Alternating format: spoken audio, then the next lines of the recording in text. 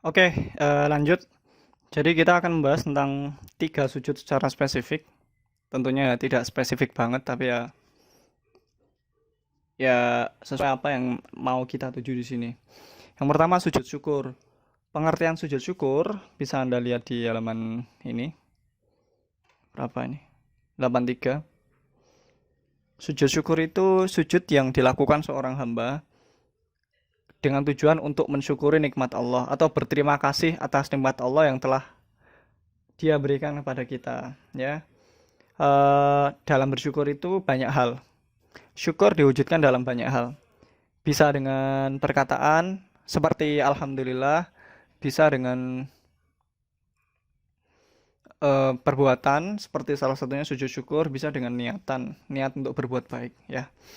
Dan salah satu mengungkapkan rasa syukur dengan perbuatan yaitu sujud syukur. Oke. Sujud syukur merupakan ekspresi syukur. Dasarnya apa? Dasarnya ini. An Abi Bakrata an-Nabiya sallallahu alaihi wasallam an Abi Bakrata an-Nabiya sallallahu alaihi wasallam kana idza ataahu amrun yasurruhu aw bushra bihi kharra sajidan syukran lillahi rawahu Abu Daud wa Tirmidzi. Artinya dari Abu Bakrah, sungguhnya apabila datang kepada Nabi SAW sesuatu yang menggembirakan atau kabar duka, beliau langsung sujud kepada Allah Azza wa Jalla. Jadi ketika Nabi itu dapat kabar gembira atau nikmat atau apapun yang menggembirakan hati Nabi, maka ungkapan syukur Nabi, spontanitas yang paling sering dilakukan adalah dengan melakukan sujud syukur. Oke. Ini sebab-sebabnya. Sebab-sebab kenapa kok melakukan sujud syukur. Yang satu, mendapat nikmat dari Allah. Kedua, terhindar dari bahaya. Ya. Jadi kita kan sering saksikan bahwa misal di panggung-panggung kompetisi apalah, kompetisi hafid Quran atau kompetisi apa, ketika seseorang diumumkan juaranya, maka dia langsung bersujud. Itu bagus seperti itu. Itu sunnah Nabi. Dimanapun tempatnya, asal itu suci, ya, maka silakan sujud. Sujud syukur. Suci tempat dan pakaiannya. Oke. Tempat kotor itu belum tentu najis. Ya, bisa saja suci. Jadi selama kalian tidak melihat najis secara jelas, ya udah itu dianggap suci aja gitu loh. Sebab yang kedua adalah terhindar dari bahaya. Misal ada seseorang itu terhindar dari kecelakaan yang hebat, kecelakaan beruntun, maka ya maka disunahkan sujud syukur. Jadi bukan hanya mendapat nikmat, tapi terhindar dari musibah, terhindar dari bala, itu juga disunahkan buat sujud syukur. Mensyukuri apa? Mensyukuri bahwa dirinya tidak terkena malapetaka tersebut. Jadi ya masih dalam kondisi baik-baik saja dan itu perlu disyukuri. Maka dari itu disunahkanlah sujud syukur. Tata caranya ini, untuk tata caranya banyak di YouTube, silahkan cari, banyak versinya juga. Jangan menyalahkan satu versi yang berbeda dengan versi yang lainnya. Semua itu punya dasar dalil sendiri-sendiri untuk tata pelaksanaan. Karena kita membahas fikih. Fikih itu apa? Fikih itu salah satu cabang dalam pelajaran Islam, PAI. Kan ada fikih, akidah akhlak, Quran hadis, dan SKI, sejarah kebudayaan Islam. Fikih itu membahas tentang tata cara beribadah, ya. Dan tata cara beribadah dalam umat Islam sendiri pun itu terbagi jadi banyak madhab, jadi banyak cara, jadi banyak imam, dari banyak imam. Jadi nggak usah menyalahkan. Kalau misal ada orang yang sholatnya berbeda dari kita, cara takbirnya berbeda, itu tidak usah disalahkan. Kita nggak usah nggak usah ngecek, nggak usah nyinyir. Tapi ya positive thinking saja, khusnudzon bahwasanya mereka punya punya pijakan dalil tersendiri, mereka punya landasan sendiri yang mana juga sama-sama benernya gitu. Selagi ada dalilnya, selagi sama-sama benernya ya nggak apa-apa. Nabi pernah berkata bahwasanya al-ikhtilafu fi ummati rahmah, bahwasanya ikhtilaf atau perbedaan dalam umat Islam itu rahmat, itu berkah, itu wajar gitu loh. Jadi perbedaan itu wajar.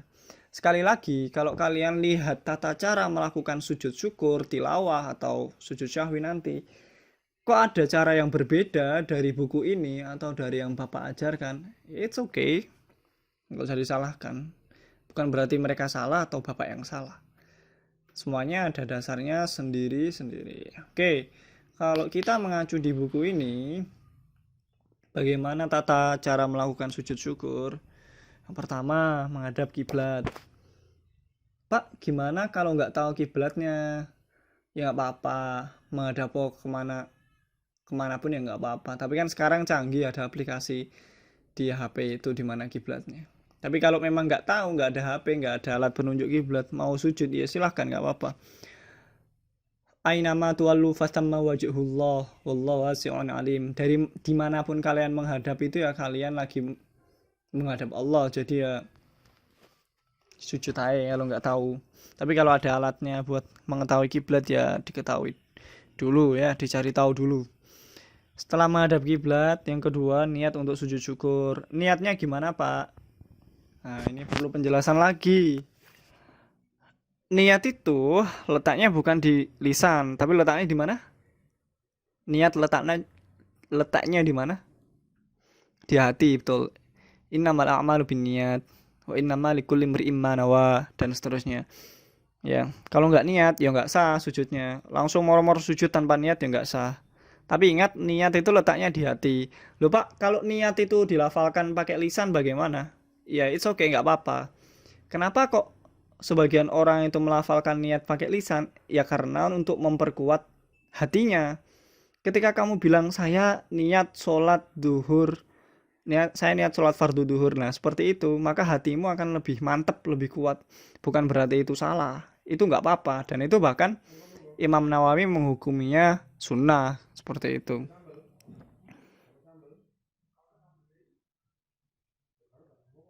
Nah, untuk lafal niatnya seperti apa, Pak? Ya, Allah itu mengetahui semua bahasa. Mbok kamu niat pakai bahasa Arab, it's okay. An nawaitu an asjuda syukri lillahi ta'ala. Itu nggak apa-apa. Atau pakai bahasa Jawa juga nggak apa-apa. Pakai bahasa Indonesia juga nggak apa-apa. Saya niat sujud syukur lillahi ta'ala. Tauli syukri nikmatillahi ta'ala. Seperti itu nggak apa-apa. Pokoknya niat ya, niat sebelum takbir itu. Di hati nggak apa-apa, diucap nggak apa-apa. Oke. Terus setelah niat dan menghadap kiblat, sujud seperti sujud dalam sholat dengan membaca doa seperti berikut.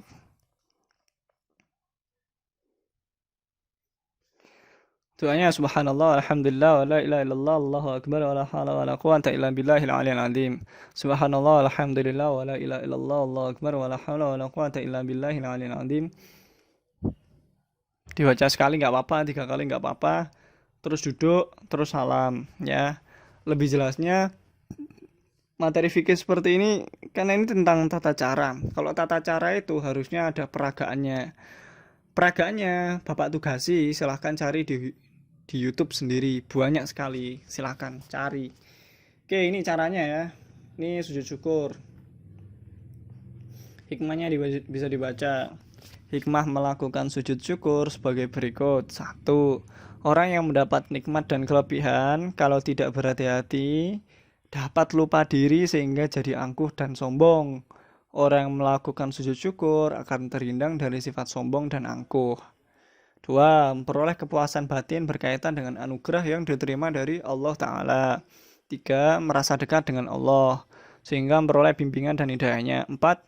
Memperoleh tambahan nikmat dari Allah dan selamat dari siksanya, seperti yang Allah itu sudah firmankan di surat Ibrahim.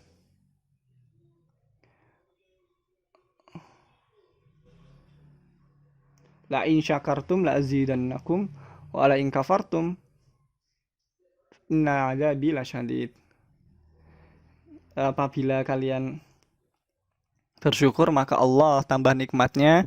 Tapi kalau kalian lupa bersyukur atau kufur akan nikmatnya, maka azabku sangatlah pedih, katanya Allah. Oke, next lanjut ke sujud sahwi. Sujud sahwi ini mungkin yang kalian masih agak awam ya, atau belum pernah dengar. Oke, sujud sahwi pengertiannya apa? Sujud sahwi itu sujud yang dilakukan karena lupa atau ragu-ragu di dalam sholat. Sujudnya 2 kali dan dilakukan setelah membaca tahiyat akhir sebelum salam. Oke, jadi sujudnya 2 kali ya. Sebelum salam itu sujud, terus duduk kayak duduk iftirash tanpa membaca apa-apa, terus sujud lagi, baca doa sujud sahwi, terus duduk lagi dalam kondisi duduk tawaruk, tahiyat akhir, terus salam. Dasarnya mana Pak? Dasarnya ini. Qala Rasulullah sallallahu alaihi wasallam an Abi Sa'id al-Khudri qala an-nabiy sallallahu alaihi wasallam an Abi Sa'id al-Khudri qala an-nabiy sallallahu an Abi Sa'id al-Khudri qala an-nabiy sallallahu alaihi wasallam idza syakka ahadukum fi salatihi falam yadrikum shalla thalathan aw arba'an falyadrahi syakka wal yabni ala mastayqana thumma yasjudu sajdataini qabla ay yusallima, rawahu Ahmad wa Muslim. Artinya apa? Artinya apabila salah seorang kalian, dari Abu Sa'id al-Khudri, Nabi sallallahu alaihi wasallam pernah bersabda bahwasanya apabila salah seorang di antara kamu ragu dalam sholat, apakah ia sudah mengerjakan 3 atau 4 rakaat, maka hendaklah dihilangkan keraguan itu dan diteruskan sholatnya menurut yang diyakini. Kemudian hendaklah sujud 2 kali sebelum salam. Misal kalian sholat duhur, terus kalian itu di rakaat terakhir itu lagu, waduh saya mendapat 3, saya udah 4 atau masih 3 ya, saya udah 4 rakaat atau masih 3 ya, saya udah 4 atau 3 ya. Nah itu ambil jumlah yang paling kecil yang diyakini supaya jagani, ambil 3 gitu. Tapi nanti sebelum salam disunahkan melakukan sujud sahwi. Kalau menurut buku ini ada beberapa sebab melakukan sujud sahwi. Ya, sujud sahwi itu hanya dilakukan di dalam sholat ya, di luar sholat nggak bisa dilakukan. Oke, sebab-sebabnya: pertama, lupa meninggalkan salah satu rukun sholat seperti lupa melakukan ruku, i'tidal atau sujud. 2, lupa atau ragu jumlah rakaat seperti yang disebutkan di hadis tadi. 3, lupa membaca doa kunut bagi yang biasa kunut. Jadi kalau misal kalian yang biasa baca doa kunut setelah rukuk pas sujud, setelah i'tidal pas sujud, setelah i'tidal pas subuh ya. Kalau kalian lupa, ya nanti sebelum salam disunahkan melakukan sujud sahwi. Oke. Yang keempat, lupa melakukan tasyahud awal. Kalian misal sholat asar, terus tiba-tiba habis rakaat kedua kok langsung bangun ke rakaat ketiga tanpa melakukan tasyahud awal, disunahkan sujud sahwi. Yang kelima, kelebihan atau kekurangan dalam jumlah rakaat sholat ya. Kalian sholat isya yang asalnya 4 rakaat kok jadi 5 rakaat ya kalian disunahkan sujud sahwi. Oke. Tata caranya gimana?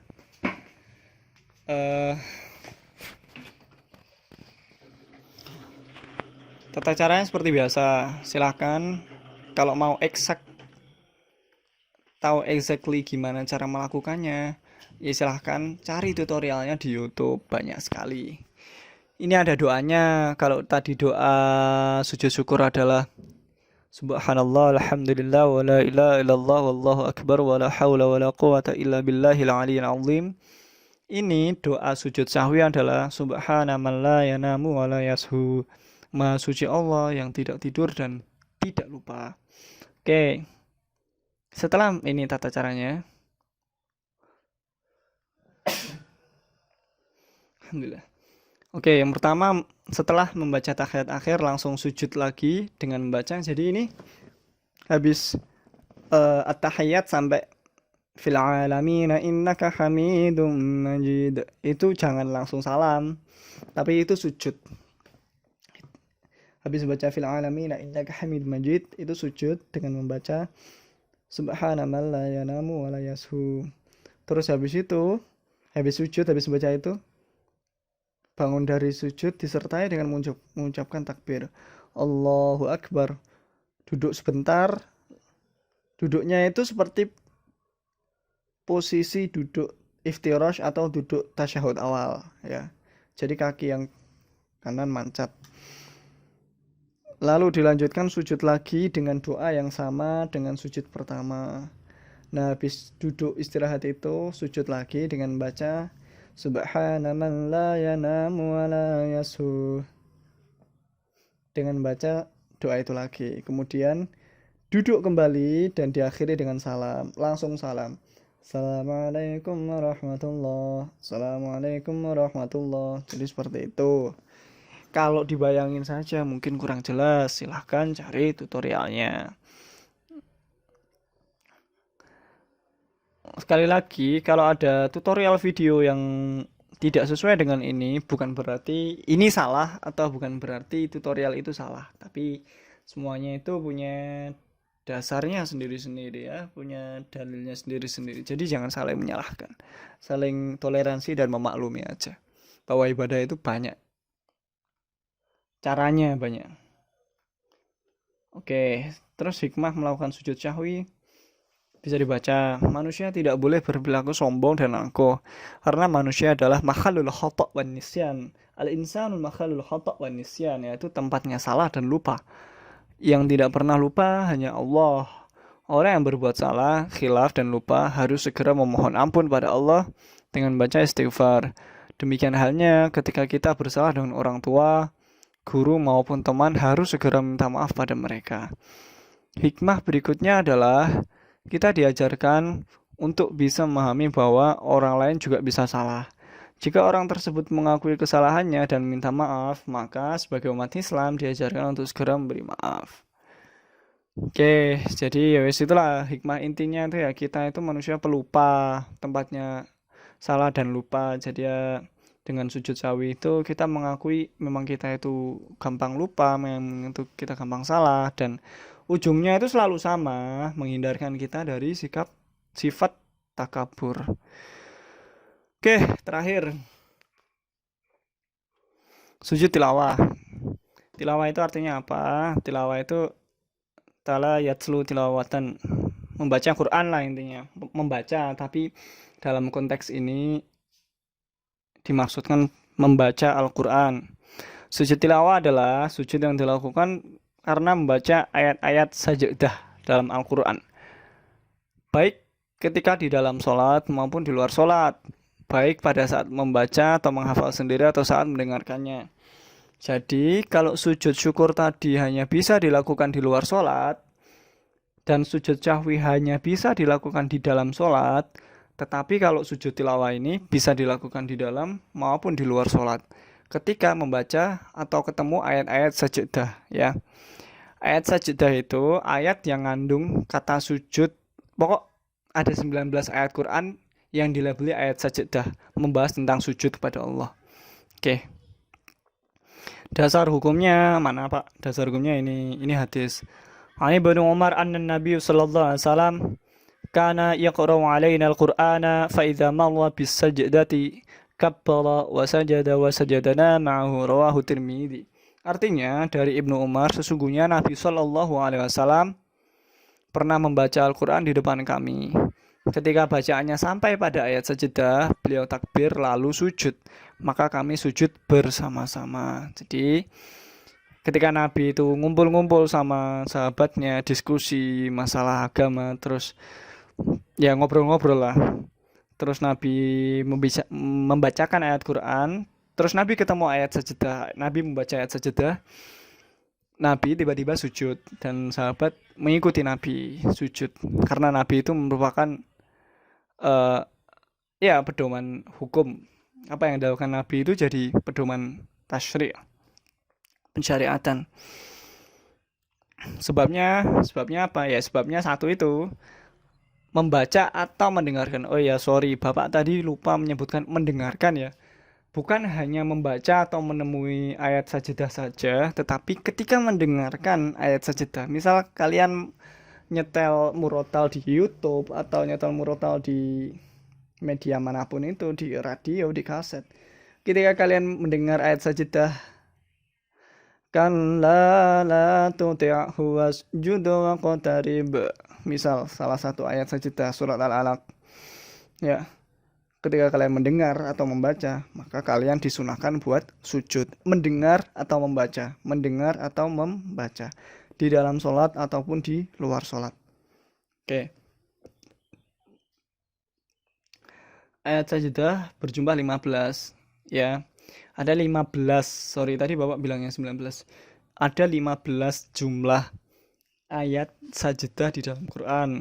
Bisa dibaca.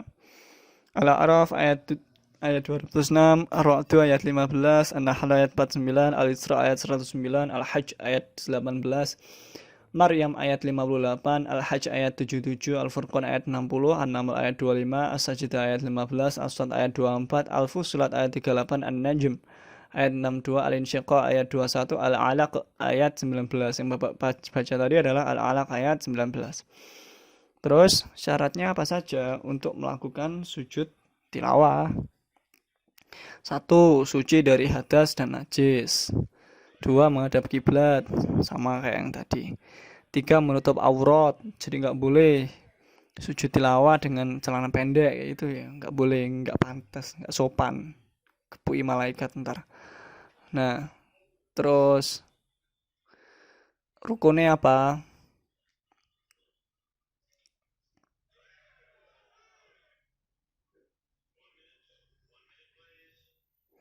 Rukunnya ada 5. Niat, takbiratul ihram, sujud 1 kali dengan diawali bacaan takbir, duduk setelah sujud dengan tumakninah tanpa membaca tasyahud, terus salam.